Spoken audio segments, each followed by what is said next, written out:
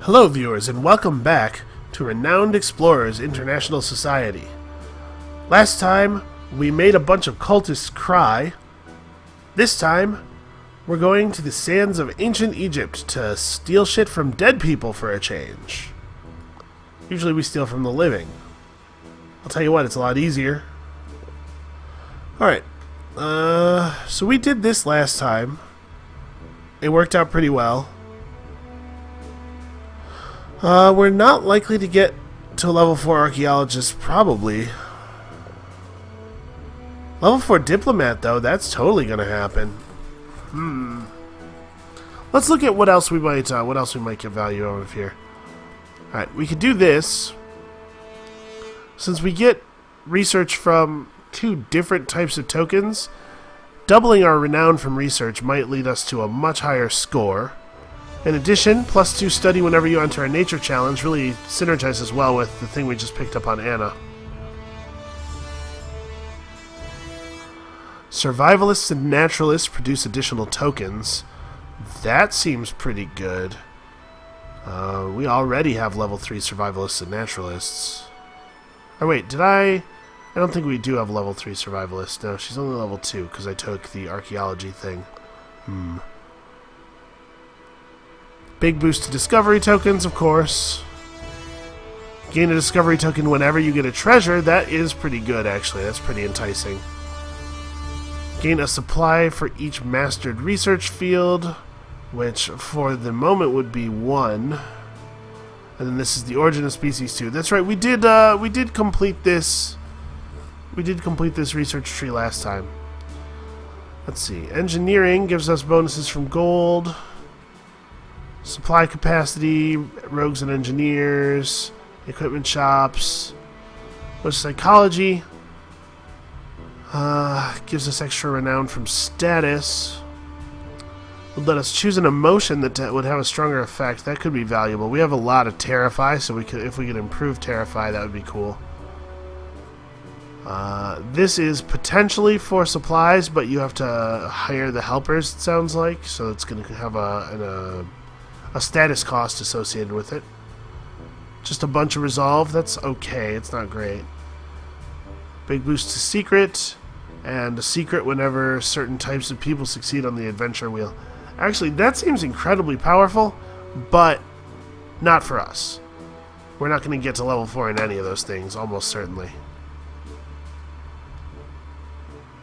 Well, I don't think that engineering is a very good fit for us. Nature science is, and anthropology is. Again, we're kind of looking like the last party. I do want to apologize for the similarity.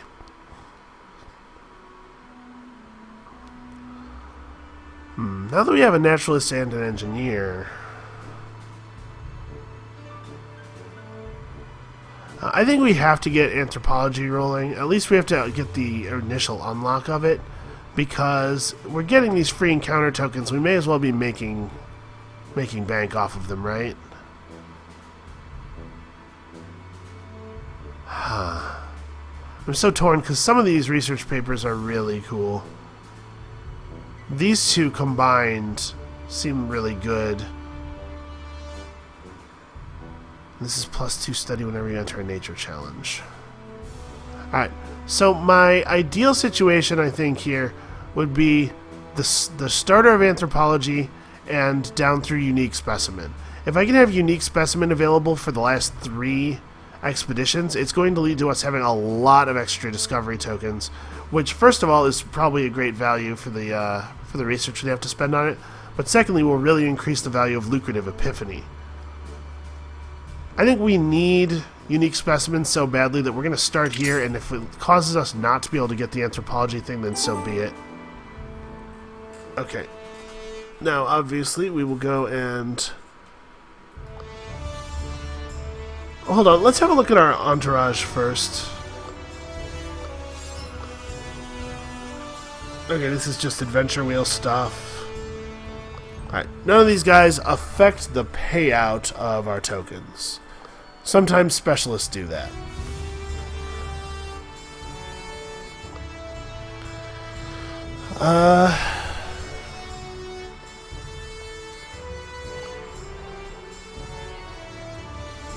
So that's an average value of 12 research, and this is an average value of 15.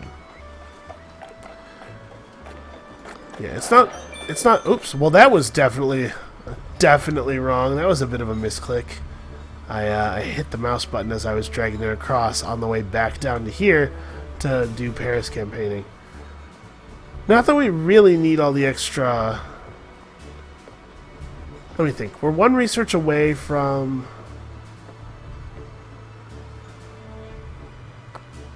Man, I think that I'm not going to be able to get another paper. Let's use Anna to do this. We're definitely going to get unique specimen. That's a no-brainer. Okay, so 5 insight left at 15 science per insight on average is not 100. It's only like 90.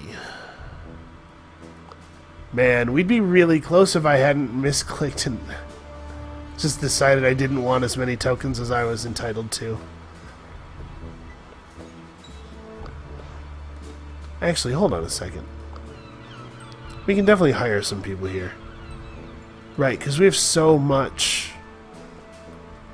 So much... status. Like a lot. Really a lot. So we could get her to level 2 Quick Thinker. Or we could get her to level 3 Survivalist. We didn't actually take that trait. Or that research paper, the one that cares about a level 3 Survivalist. And we do already have the Quick Thinker thing. So let's do this.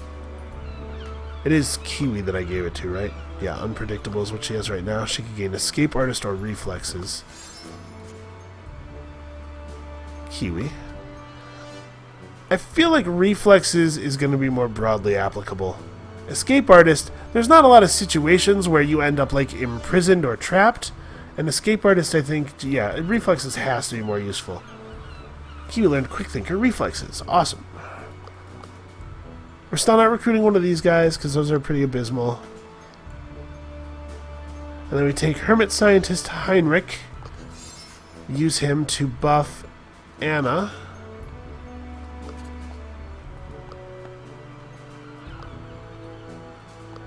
Alright, yeah, next level she'll go up to a rank 5 naturalist.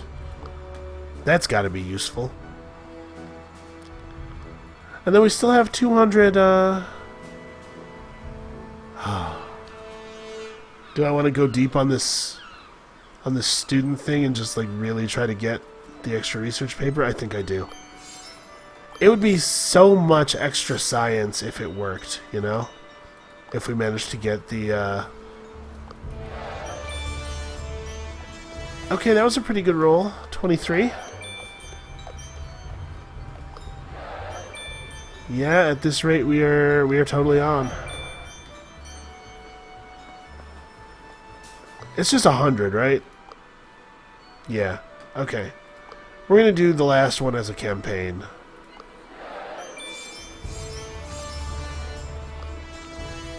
Did that get us to enough to hire another helper? It did! Sure, merchant, welcome aboard. We're just really going to improve the payout of our tokens as much as we can. We're going to take the anthropology unlock.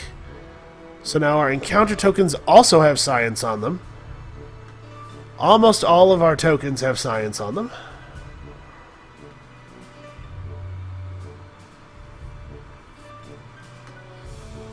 Okay, I'm pretty happy with that. Let's buy some gear.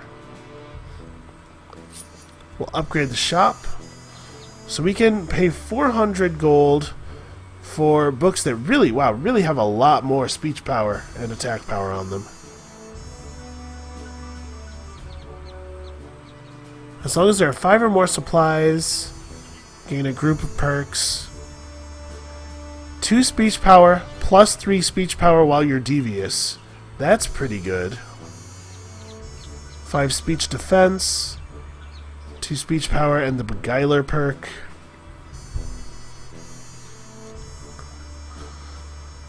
5 speech power. This is a pretty good trinket, but I think, yeah, we're gonna spend the majority of our gold on a book. And that is gonna be for Anna. We're gonna try to catch her up. So we'll take this, because Terrify is the one she has. There we go. Now she's right in line with everybody else's speech attack, and she still has pretty great attack power to go with it. And we're on 50 gold. There's nothing useful I can do with 50 gold. Here, I'll buy this upgrade just so I don't have to think about it anymore. Alright. That's all of our resources spent. We've already seen the Highlands. Let's head to Memphis. Hey, maybe we'll see the king. Elvis is not dead. He's just mummified. Ah, the Egyptian desert. Anna is already complaining about being thirsty. Hildegard sighs and checks the map you got from the renowned Explorers International Society. Hildegard determines the location of the Temple of War. Good God, y'all. By chance, a British expedition passes you. The leader of the caravan approaches you with enthusiasm. Ah, another group of fine explorers. Be careful not to dry out in the desert. Visit an oasis to replenish your supplies. He hands over a map of all the oases. Oh, that's nice of him. It was a pamphlet? They had pamphlets printed up? When the British investor disappears, Hildegard rallies the crew. It's time to start this adventure in the desert. Sure.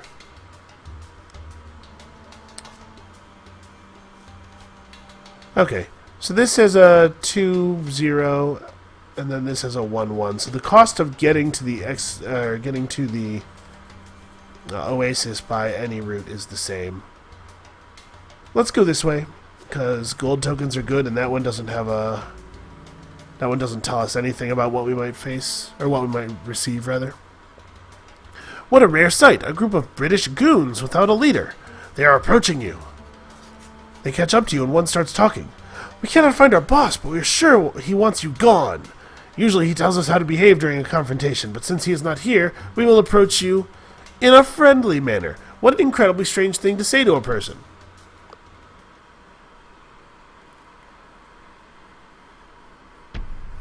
I will say, friendly manner is annoying, because we'd like to be devious.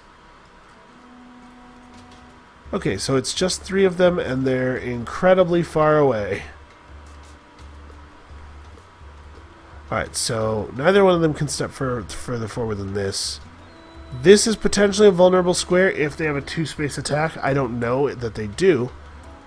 But we'll just act as though they might and do this. And then Kiwi can give Anna some excitement. And Anna can give Hildegard some excitement. 25% speech power. Pretty excellent. Here come the goons. They rush forward into what they do not yet know is their certain doom. Wow, they have 50 spirit, actually. And they're strong against excitement. Well, even though we're going to get a penalty for being devious here, I think we're just going to commit. Let's just go hard on this penalty thing.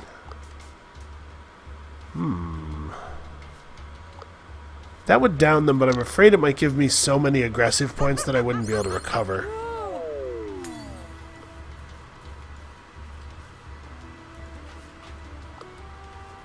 Alright, and this probably will drop her. Scary clowns from a hat. Look out, it's Pennywise. Not the band. The scary clown from It. It's a pretty good movie. Or I guess it was a mini-series, not a movie. Alright, well that was easy enough.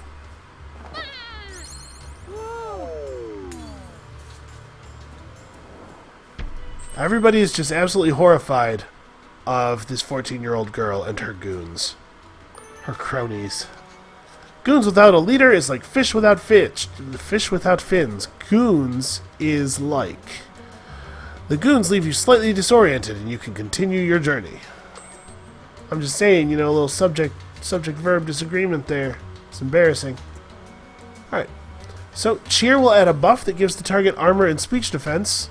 Or, Cheer will heal Hildegard for half as much. I think that that's pretty valuable. More healing. And she's unlocked Dance, which allows her to swap spaces with a nearby teammate, and then it applies a defensive buff to both of them. Let's go this way. We'll expend a little bit more in the way of resources and then see what's what. A British camp. Thank goodness, the crew is running out of steam and could use a break. You want to approach the camp, but the guards look on edge. Some diplomacy might allow you to enter. Look at all the bonus tokens she gets now from completing stuff. But we're going to send our diplomat. Hildegard takes a polite diplomatic approach with the camp leader, and you're allowed to stay. The whole crew enjoys some nice shade, a good night, and a jolly good cup of tea. In return, Kiwi cooks for the soldiers. That's cool. We'll go ahead and go here. And we should replace most of the supplies that we've spent now. You finally see an oasis on the horizon. After a long, hard struggle through the vast, hot desert, you finally reach an oasis. There's a lake with some fish, date palms, plants, and a few other people who are resting here. Everybody but Kiwi is going to refill their water for the journey ahead. What will Kiwi do? Well, Kiwi will fish because she's way better at fishing. How are you so bad at picking dates? How does that even make sense? Anyway, go fishing. And, if you didn't notice, the penalty for failure here is that we gather only one supply instead of two. So you always get 3 supplies from the Oasis if you get one of those events, because when we see what the others have done so far, they'll give us 2 more supplies worth of water. It is probably a combination of luck and skill. Kiwi catches one fish after another, enough to even make some money. Meanwhile, the other crew members have refilled all the water canteens. Time to continue. Yep, so we're at 11. Okay, we're going to take advantage of the fact that this path is a 0. A group of scorpions are waiting in the desert for some prey. More importantly, amidst the scorpions is a bag full of golden coins, slowly drifting away in the quicksand. Hildegard contemplates the possibilities. Well, we could get a distraction going. What's the payout on that? Not too bad, but we lose a resolve if we screw it up. Surely we don't need 6 resolve, but... Sneaking has a pretty similar payout. I mean, it is a lot of tokens. There's no arguing there. Or we can start a rank 3 encounter that does not give tokens. Let's go for the distraction. This is a lot of collect tokens if we nail it, and the chances are pretty good. Not quite good enough, of course. Oh no! Kiwi's attempt to lure out the scorpions backfires and Kiwi gets flanked. You quickly make away with a wounded Kiwi. -1 resolve. Very unfortunate. Alright, Nature challenges have some value to us now. We get 3 study tokens just for showing up. The desert is merciless, but sometimes the sands hide something valuable. A trained survivalist might be able to find solace and wealth. Don't waste time here and just rush to the next oasis. Now, we're looking. Kiwi's good at finding stuff. I have to show you that skull just to keep you from getting a little too cocky. Fantastic! With sharp senses and instinct, Kiwi manages to find edible roots and lost caravan coins. Even the desert drought can't tame Kiwi's survival spirit. And we actually went over our supply cap there. That is how well this is going on supplies. This is kind of crazy. Let's head up here to the nature challenge so that we can get stuff. A ravine. You find something useful you might find something useful at the bottom. Someone can climb down, but doing so in the searing heat will cost supplies. So we'll lose the supply no matter what. We'll go down to 8. But maybe we'll get some tokens. If all we get is the tokens, I'm actually totally fine with this. Obviously, I would not have been so fine with failing on the adventure wheel. A great job! Kiwi climbs down skillfully and finds something convenient. Let's get a study token. We're already getting plenty of gold. Alright, I'm going to move to this node just in case it's the hidden horde. It costs 0 to move there, and it will cost 0 to move back. So let's hope. Uh-oh. Everyone is growing weak. When the crew sees there is another hill to climb, they lose all hope and decide to rest. This costs you some supplies. Damn it, guys. Alright, now we'll walk back. Yeah, nothing should happen when you walk back into an old node. And of course it didn't cost any supplies, except for the room on the other end. Alright, an unexplored area that may have a treasure in it. That sounds like exactly my bag. Ooh. As you walk through the hot desert, you suddenly find yourselves surrounded by British goons. It seems they saw you coming from miles away and laid a trap. One of them steps forward and says, "Hello, chaps. It looks to me that you are those nosy explorers that entered Egypt a while ago. We don't take kindly to your meddling chaps around here. Come with us peacefully and we won't harm you." Well. We'll lose a resolve if we try to escape and fail. I think we'll just come along peacefully. You arrive at the camp entrance. All your belongings are being taken away to a prison tent where they are stored. One of the guards asked, "Which one of you is the leader? The boss wants to talk to you." Hildegard is being taken to the classiest tent in the encampment, where the camp leader is sitting behind a desk. "Welcome, welcome. Why don't you take a seat? It says here that you are explorers from the renowned Explorers International Society. We are currently investigating some things and cannot allow you to roam free in Egypt. Therefore, we will hold you here until we are done." Well, I think negotiation is her strong point. Hildegard successfully negotiates with the camp leader, and the crew will be locked up in one of the nicest tents in the encampment for the duration of the lockup. Well, I guess that's something. The camp leader says one more thing before you are escorted to your cell. "One more thing. If you ever use any kind of violence against my men during your captivity, I have the authority to make you an enemy of the state, which basically means exploring will become very, very hard. Now take this chap away, lads." Alright. No violence, sure, I guess. You are placed in a very nice cell within a tent, with soft beads and clean sheets. Soft beads? Soft beds. My apologies, I've been up for a lot of hours at this point. Soft beds and clean sheets. There's a table with biscuits and a teapot with some cups. In the cell, but beyond your reach, you see some small objects discovered by the British. It looks cozy, but everyone is quite frustrated with the situation. It is beginning to get late, and everyone decides to sleep. You hear something in the middle of the night, and when you wake up, you see that the cell doors are open.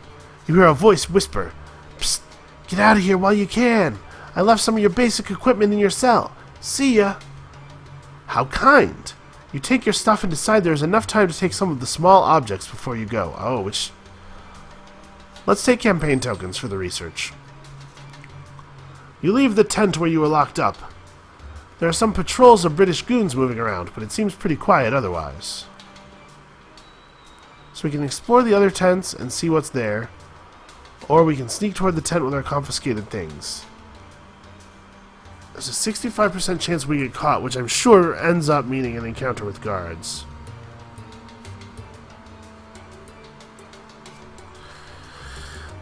And the encounter might be one of those ones where you can't get tokens because the encounter is a result of failure and it wants it to feel like failure.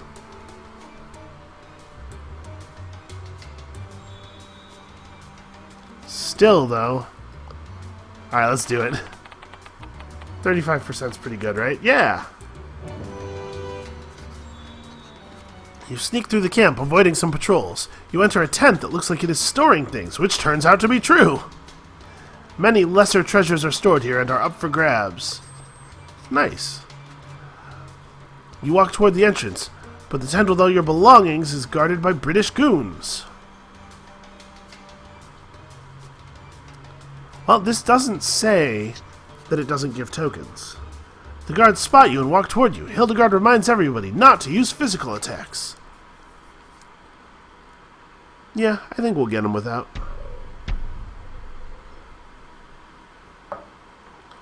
Alright.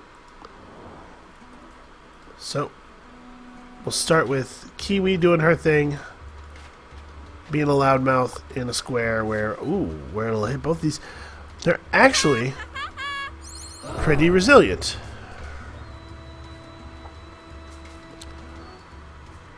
Alright, let's do some friendly things to even the scales a little bit. I did things this way because it is my intent to end the turn friendly. Alright, that's fine. We still got the pip. And the attack wouldn't have been a kill no matter what, so. Smiley face. She literally just walked up and went, "Hi!" And for some reason that like blew Kiwi's mind. It is as though she was physically assaulted.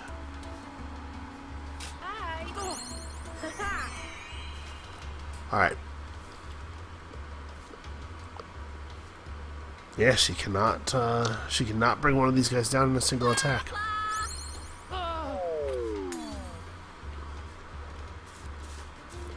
I was wondering if my position was broken or something. What an insane concern. Apparently even the British can be terrified. Alright, so this will bring an end to her. And then we just have one more if my count is right.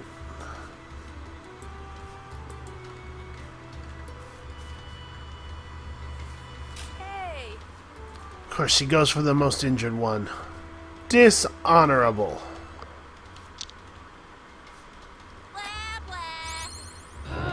Alright, and now to finish the job with terror. Wah! Alright, tokens earned. Totally worth fighting then. You got past the guards. Time to get your stuff back. Yeah.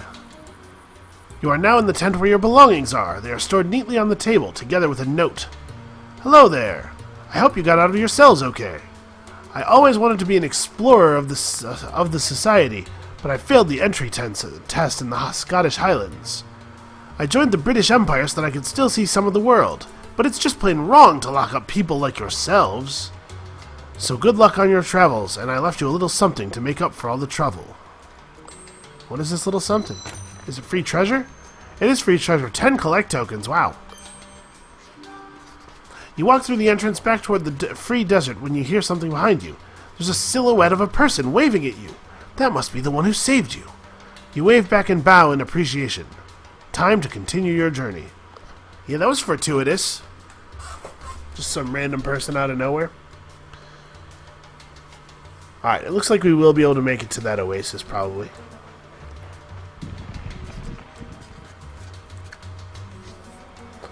As you walk through the vast, boring desert, you suddenly see an unusual red sandhill. The crew walks toward the foot of the hill to see if there are any answers. Well, let's get somebody up there. You make the climb to the top, where you are shocked to see a giant sunflower-like flower on top of the hill. You get a strange vibe from the flower. Well, nothing ventured. You examine the giant leaves and the giant seeds of the sunflower. The smell around the flower is very nice and sweet. Kiwi tries to pull out one of the seeds to see if it is edible. Suddenly, the flower starts shaking heavily, and you are swallowed by the flower. You are being pulled into the hill. Things get a bit vague now. The vine suddenly lets go, and you find yourselves in some sort of organic room. The room is lit up by glowing algae. So here's the deal. We can find our way out right now, or we can choose this other option to study.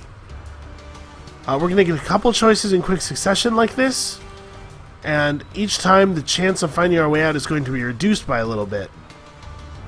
But if we get all the way through the chain of events, the last thing you get is a treasure, and those are pretty valuable. So we're going to try to stay in the belly of this hill. These are no ordinary algae. These produce a nice glowing light, which make life underground possible. Remarkable. Kiwi looks around and notices some dead bodies are leaning against some organic spikes.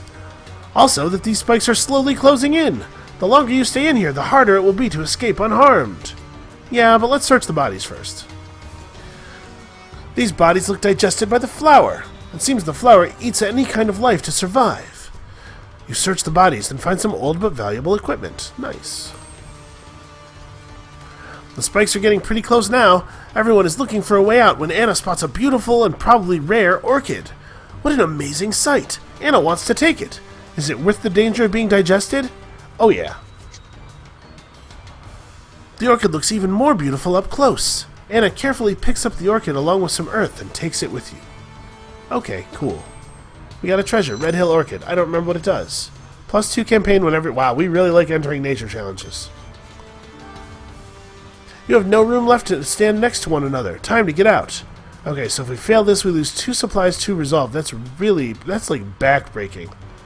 65% chance to succeed. Oh, it looks good. The spikes keep getting closer and closer, but after some intense searching, you find a weak spot and escape just in time. The only damage done is some sand in your eyes. Boy, that feels like a little bit of a cop-out. After some intense searching, you find a weak spot and escape just in time. That's ambiguous to the point of being crazy. You stand at the foot of the hill and take a look back at the amazing flower. Great, continue. Look at the secret tokens. Alright, so if I go here, we'll get 100 billion tokens. Actually, we should go through it by way of this node, because it's 1 and 1. It's the same total cost, but there's a small chance of this being the hidden hoard. Nope, you are forced to wait in the shade and use supplies. Not so good. Alright, let's go get some supplies. After a while in the desert, you finally see an oasis on the horizon. You arrive at the oasis and prepare to refill the water canteens. Around the oasis, you see groups of locals, nomads, and a group of British excavators. What will you do? Let's approach the British. Hildegard realizes that explorers and these British excavators don't always go hand in hand. How will you approach them? I'm going to convince them to give me supplies. You ask the British excavators for some extra supplies, but they do not take kindly to that request. What a bunch of jerks. We would have taken, you know... Whatever. It's fine.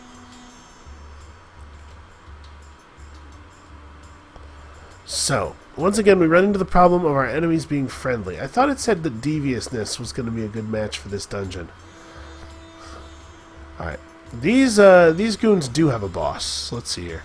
British nobleman. He's weak against being made confident. Sadly, we don't have anybody with that skill on our team this game. So what do I want to do? Kiwi could just stay in place and use Loudmouth. That's a good choice. Okay, hey guys, this is SB. Unfortunately, the audio for the video gets really choppy and strange at this point. I'm not sure why. So I've removed it, and I'm just gonna talk over this and attempt to still give you that insight into my thought process. Unfortunately, we are going to lose the in-game soundtrack, which actually gets pretty good in the Temple of Sekhmet, but these things happen. So, the other thing is, I played this encounter after I had been up for a very long time, probably like 22, 23 hours. I thought I was good to just keep recording, but I make some mistakes in this encounter that I really shouldn't have made, and I end up losing some resolve because of it. And I will point out when that happens and tell you what I could have done better, because still, this channel is all about helping people get better at games. So you can see we're going to end the turn with 5 enemies still up. We had a definite not focusing our fire problem here. I. Somehow you guys are complicit in this.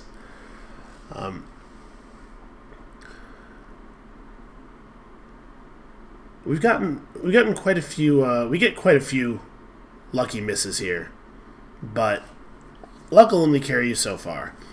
And because we allowed Kiwi to get completely surrounded, eventually they did just attack her enough times to get through all of her grit and resistances. So Hildegard picks her up. I think this is the first time it's happened in my Let's Play series here. So let's just talk about the mechanics of somebody getting their spirit depleted completely. Kiwi, when she lost all of her spirit, she's out of the fight. She goes gray. She still occupies the spot, the space that she's in. Nobody else can stand there, but she's effectively out of the fight in all other ways. And we lose a point of resolve. Then, on my next turn, I can use any other character's action to just revive her. Every character has the revive ability, and the revive doesn't cost anything. It just uses up that character's action for the turn. But, of course, if you pick somebody up in a dangerous situation, they might just get knocked down again and cost you an extra point of resolve. So it's important to be careful with it, not just pick people up because you can and then end up losing a ton of resolve for it. Alright, here I'm trying to figure out what the most efficient way of defeating this enemy is. We want to defeat this enemy with one action and then inflict as much damage as possible with the other action. It's still the case that Kiwi's speech is higher than... or rather, that Kiwi's... the speech multiplier on Kiwi's devious attack is much higher than the multiplier on Hildegard's devious attack. So I do things this way, unfortunately, leaving two enemies up. Now you can see I spend the entire battle devious while my opponents are friendly. And look at how much damage their attacks do when we have 30 less speech defense than we otherwise ought to. And I lose a point of resolve here. For no reason, basically. I could have, at any time, really, switch my mood over to aggressive, which would have given us a 20% speech defense bonus to replace our 30% penalty, or our 30-point penalty, rather. It would have been a 50-point swing. Gotten a couple of kills in aggressive mode, and then switched back to devious, and still had plenty of points to make devious our dominant attitude to still secure the token rewards. So, like I said, I'd been up for too long for me to be recording. I just was not playing very well. But if you play this game, always, always, always try to maximize the amount of time you spend in a mood that is the counter to your opponent's mood. Don't spend 8 turns tyrannizing. This is just terrible play on my part. Alright, we do eventually get there, but sadly, we're down to only 3 resolve now, having lost 1 in an earlier event. That's actually, that's low enough that I have to start playing differently because of it. And there's no reason that I should be at that point. It's just poor play. Alright, obviously, we'll go to the node with the nature challenge in it. Look at all of those tokens we get just for showing up. Exploring the desert sometimes becomes easier when some set up camp while others explore the surroundings. Hildegard thinks this is such a time. 2 crew members will go exploring while the others set up camp. Which 2 crew members will go exploring? So, the one you want to leave behind to set up camp should have, tactician skills or something like that. Unfortunately, we have nobody in the party who's really adept at that kind of stuff. So I believe what I do is send out Anna and Kiwi to go exploring, since they're the ones with the best science skills. Who knows what they might find? Could be something really cool. But in fact, it doesn't matter what they find, because Hildegard thought they had escaped the dangers of exploration for once. Well, suddenly the camp is attacked by bandits. Hildegard is no good at defending a camp from bandits, but somehow she manages to pull it off. What a fierce defense! By using nearby rock formations and tools left behind by the crew, Hildegard creates a makeshift fortress. The bandits see that this is going to be a tough job and leave. To boot, Kiwi comes back from scouting with gems. Hooray! I really thought there might be we might have to, do an event with the explorer characters, but no, they just went out and there were gems everywhere. It's the desert, that's how things are. Why do you think that they call it the Jewel of the Nile? The crew finds some materials that can be used to create helpful gear and tools. The materials could also just be studied. Hildegard thinks about the options. So there's very little penalty for failure on this event. I just went for it. 49% chance for victory, basically a coin flip, and we got there. Success! Anna has a stroke of inspiration on how to use those British leftovers in just the right way. The result is valuable experience and an excellent tool. Your next challenge will be much easier because of this tool, but it can be used only once. So we picked up a tool. I think that may also be the first time that we've had a tool in the Let's Play. The crew is relaxing at night, looking at the stars. It's pretty cold out here, but the campfire provides some heat. Then, something happens. But what? Kiwi suddenly pops up and starts running toward the ruins of an obelisk close by. The crew thinks Kiwi is losing it. Hildegard quickly follows to see what's going on. Kiwi is obsessively looking through maps and at the obelisk. Hildegard looks a bit flabbergasted as Kiwi sums up locations and calculations. Suddenly, Kiwi seems to know something. Aliens! Yeah. I beg your pardon? Kiwi begins a rant about how aliens visited ancient Egypt and the pyramids and this obelisk are the proof and blah blah blah. Hildegard can't listen to it any longer. It seems that every bright mind must be a little crazy. So, Kiwi picks up an archaeologist perk from this event. That's pretty handy. And also she gets into some, real crazy tabloid stuff about aliens in ancient Egypt. Hieroglyphics depicting spacemen. After a while in the desert, you finally see an oasis on the horizon. You arrive at the oasis and prepare to refill all the water canteens you have. Around the oasis, you see groups of locals, nomads, and British excavators again. I believe I elected not to approach the British because of how bad it went the first time. But honestly, yeah, just focus on refilling the canteens. So that way you only get one supply, whereas defeating the British guys gives you 2 supplies. And of course you get all the tokens from defeating them. But I was just a little gun-shy. I certainly couldn't stand to lose 2 more resolve, right? A vast open piece of desert without a single spot of shade stands before you. Kiwi spots a rock formation miles ahead with a looking glass, probably containing valuables. However, nobody feels like braving this exhausting sea of sand. And you can see all of our chances for success are very low. No matter what we do, we're going to lose a supply unless we just leave the rocks and continue exploring. But we do actually have an extra supply. So I take the roll with Kiwi because the payout if Kiwi succeeds is so pretty. It's just so many tokens. We fail out. We lose a supply. Kiwi has collapsed somewhere on the way to the rock formation. The crew saves Kiwi with great difficulty, but they're going to leave this particularly searing piece of desert for what it is. So there was really no penalty to losing a supply there. We didn't need 2 supplies to get where we were going anyway. Now that I have 2 points of archaeology, I can get a 3rd rank in archaeology and take advantage of, I believe it's a research paper, was the reason that I wanted rank 3 in archaeology. But now I can use my 1 remaining supply to move on to the final encounter, the Temple of War. Once you figure out what's going on here, the expedition will come to an end. Are you ready to enter the temple? The crew approaches the temple that is in an excellent state. However, the seal has already been removed. Hildegard tells the crew that the temple is dedicated to Sekhmet, the goddess of war and destruction. The crew carefully approaches the entrance. After following a hallway, the crew arrives at the Chamber of War. Sarcophagi of soldiers are aligned against the wall, and a stele stands tall in the center. It seems someone has been here before. Yeah, probably, given that, there was a civilization that used to live here and everything. The crew sees no way to continue, so an investigation is started. So, blue tokens or green tokens. We take the green tokens, obviously, because they're almost as... Well, I guess that's not true anymore. Our blue tokens now actually do give quite a bit more research than our greens. But I still take the green tokens because it's greater total payout. It's just not almost as much science as a blue anymore. In the search, Hildegard approaches the stele and reads it out loud. By decree of Sekhmet, only those skilled in the art of war may proceed. All of a sudden, a sarcophagus bursts open. That's crazy. That is a crazy thing to happen. It's like some Abbott and Costello stuff here. Watch out! It's a mummy general! Beat me in a game of war, O living thing, and prove your worth. Soldier figurines start moving across the floor, which reveals itself to be a map of Lower Egypt. A game of war is about to begin.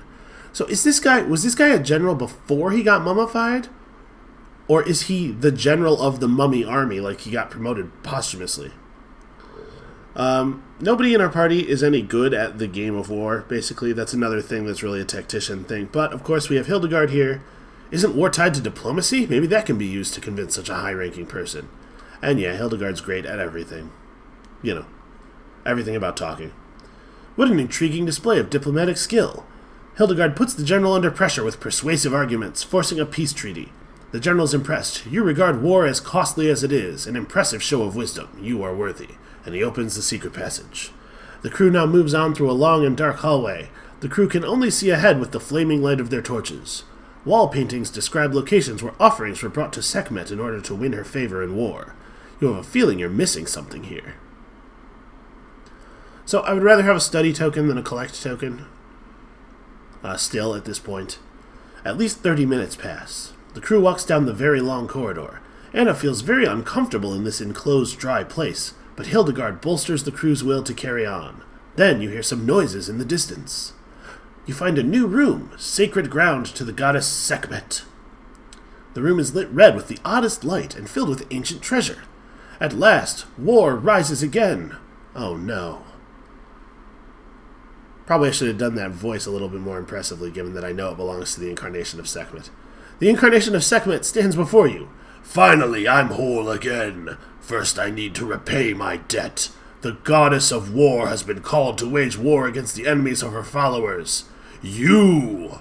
Now bow down to me or be the first ones to fall. I don't think we're the enemies of her followers. I think she's a little screwed up on that. Alright, so boss battle time. Obviously, we want to finish Devious if we can. Once again, she's set up friendly, so being devious is a disadvantage. We can take these mummies out pretty easily with just a loudmouth. In fact, Kiwi's loudmouth ability is just so powerful. So we can quickly take these enemies out, and then we can position ourselves so that the enemies can't actually get close enough to attack us. And that way it won't matter that we're in a disadvantageous mood. We'll spread a little love here. No reason not to buff each other up. And yeah, you can see I'm double checking the movement range of the enemies. These mummies are actually interesting. They are, as far as I know, the only enemies in the game that still use physical attacks in friendly and devious moods. I remember the game hitches a couple of times during this fight. It just like locks for a second. I don't know why it was happening. Obviously, my computer was having some kind of technical problem while I was recording this episode. But the mummies, even when they're in friendly mode, they use a hug attack that inflicts sadness, but it does physical damage, and I'm pretty sure that the damage it deals is reduced by your armor rather than your speech resistance. I'm not sure why they do things that way. I mean, I guess it would be a little silly for mummies to be talking, but also it's a little silly for there to be mummies. So anyway, you can see me figuring out here the best way, what I thought was going to be the best way to end the turn in friendly mood instead of devious, because I don't want to allow Sekhmet to get close to us with the big speech debuff, speech defense debuff. Like I said, the mummies, it doesn't matter for their attacks, but Sekhmet does use speech attacks properly. And unfortunately, there was no way to set this up so Hildegard could eliminate an enemy, and that means that she's going to be in range of an attack. Alright, Kiwi gets mummy hugged. You can see them bringing on the sadness. I don't know that we've actually seen sadness in play very much during this Let's Play, but the sadness effect is minus 25% speech power. You can see Hildegard is now sad. That's unfortunate. We have to get Kiwi's health back up. Again, we only have 3 resolve now, so we have to be a little bit careful in this fight. We cannot be as cavalier as I would like. We could drop one mummy while doing a little bit of damage to the green mummy, which is a much tougher enemy. But I decided against that. Experimentation, the AoE attack damage skill that she has there, is one of many skills in the game that gains power by being off cooldown. So every turn that it's off cooldown, it gains an additional 25% damage up to a cap at, I think, 75% bonus damage after 3 rounds. So I decided to hold off on it and use it next turn for a little bit of additional damage. The green mummy is really quite tough, and I wanted to get as much focus damage onto him as possible. So she terrifies him with a threat of electrocution, even though he... Do mummies still feel pain? How do the nerve endings of the undead function? I have no idea. Alright, we're continuing to accumulate friendly points. In many encounters, you have to kind of watch yourself carefully so that you don't get a number of points that would be what's the word I'm looking for here? A number of points that you can't pass up with the attitude that you want to be dominant at the end. But in a boss fight, it doesn't matter so much because the killing blow to the boss generates a tremendous amount of attitude dominance. Like, it's often like in the area of it's like between 6 and 9 points. It's really a lot. So you can see now I can hit everybody in the fight with experimentation, and it really does quite a lot of damage. We're able to bring the green mummy low, finish off the last blue mummy, and really start in on Bastet. But the thing about Bastet, there's a couple of bosses that do this sort of thing. Bastet has 2 forms. She has one form that she'll use at the beginning of the fight. If you're friendly or devious, she has her speech form. And then if you go aggressive, she has an aggressive form where she does physical attacks instead of speech attacks. And you can get her to transform back by going back to friendly. She'll stay in aggressive mode if you go devious. So if you want to be devious against her, you have to get there through aggressive. Her aggressive form actually does have different resistances and weaknesses than her friendly form, and of particular note for our party is that her aggressive form is weak against enrage. So you can see we're in a pretty bad shape here. We don't have cheer available, and even if we did, it would be kind of a band-aid. So my options are go super hard and get the kill this turn, or lose a bunch of resolve. Look at how much damage that enrage does. It's crazy. Unfortunately, we saw that Anna's Terrify is going to do almost no damage because of resistances. So the question is whether we can get enough damage out of Hildegard to make that heavily resisted Terrify still lethal, and yeah, it looks pretty good.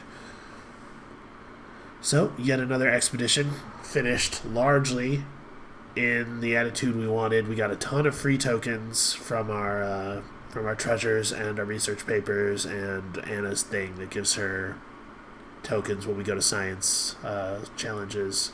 Science challenges? I mean nature challenges. Enough! It is clear I am not yet ready to raise war and curses over your kin. I need to rest another 4,000 years. So we just killed a god, basically, or at least the avatar of a god. And she disappears. When everything clears up, it seems she has left something behind. A mask of pure gold and precious metals. This is a really good treasure. And it is a particularly good treasure because we have that thing that improves the payout of our discovery tokens. Only 1 insight, but that's a lot of value in those tokens. As you pick up the mask, the temple starts shaking.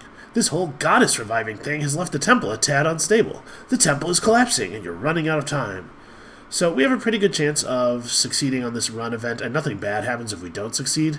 But we're going to tool it just because we have a tool that only lasts until the end of this adventure, and I know for a fact that this is the last challenge of the adventure. You made it out. Just as Kiwi gets out of the temple with parts of the loot, the whole complex collapses. I should have woken up earlier to get here. Impressive work, Hildegard. Oh hey, look who it is. We came here to investigate the matter of a shady group called the Anti-Explorers. They had plans to do something sinister here. Have you seen anything? We don't see anything like that. Ravelu seems to have expected that. Of course not. You're a rookie. Stupid of me to ask. However, I fear they pose a threat to all of us. He then continues in a lighter tone. I'll handle this matter myself. Now, why are we still here? This place has been explored. Let's move out. Oh yeah, I was making note there. The fact that the word I is always in bold in Ravelu's speech. I think that's a neat little detail. So, 3 treasures, just like last expedition. Unfortunately, this time only 3 insight in total, but we got a lot of really valuable tokens. I think our total payout for the adventure turns out to be pretty fantastic. Look at all that research building up. So we're at the point now where we need a lot of research to write any papers. But 550 research ought to get us at least a couple more. And just a tremendous amount of gold, really a lot of status, 608 renown. So at the end of this expedition, we have almost as much renown as we had at the start of the 5th expedition in our last game. Things are looking very good for us, except for the fact that we're pretty low on resolve. With that great adventure behind you, you can send a report to an explorer-welcoming city. This will unlock new possibilities on the world map, but you can only unlock one city per expedition. Later expeditions might add new options. To who are you going to send your report? I think that should be to whom. I'm not 100% clear on the usage of whom, but I think that's a whom. So, the Africa jobs get you really a lot of extra tokens for your insight, but my concern was that we have 947 status and really nothing to spend it on. I think we can only recruit one more specialist from our current entourage shop, so I went ahead with Constantinople, just so that we'd be able to put some of those resources that we've already gathered to use. In particular, the specialists from Constantinople are really powerful. Salam, brave explorer. The Sultan has learned about your recent quest and is impressed by your bravery. Mani Sultan would like to invite you to the Topkapi Palace to recruit an entourage among the Ottoman elite. Regards, Grand Vizier Ibrahim Isbat. Yeah, so, new entourage hall that's going to let us make great use of our status. And honestly, I'm feeling really good. I'm feeling better than I felt about the last one. So, come back next time when my computer totally works and we push onward.